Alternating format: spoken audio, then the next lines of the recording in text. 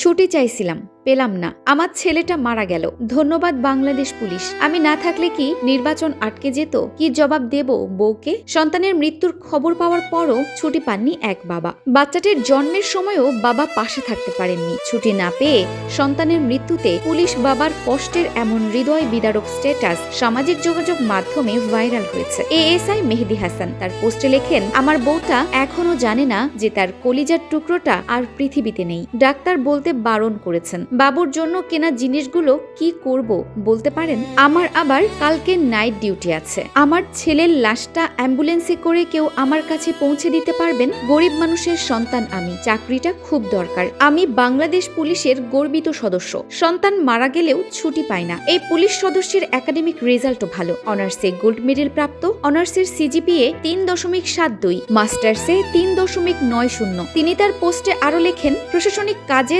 10 বছরের অভিজ্ঞতা। কারো সন্ধানে কি একটা চাকরি হবে? এই বউ বাচ্চা নিয়ে পেটে ভাতে চলা যাবে? এরকম স্যালারি হলেই হবে। এখানে নিঃশ্বাস নেওয়াটা কষ্টকর হয়ে গেছে। তার অসহায় আকুতি, আমার রাজপুত্র চিরনিদ্রায়, আমার কোলে উঠল না। 2 রাজকন্যার পর এক রাজপুত্র দিয়ে আল্লাহ তাআলা আমাকে পূর্ণতা দান করলেন, কিন্তু সুখের সেই স্ট্যাটাস দেওয়ার তৌফিক আর হলো না। পোস্টে তার নবজাতক সন্তানের ছবি দিয়ে লেখেন, আমার রাজপুত্র হয়েছিল না, আজ রাত এত দীর্ঘ কেন? আর যে পারছি না আমি। Arifin Farha, DSK TV.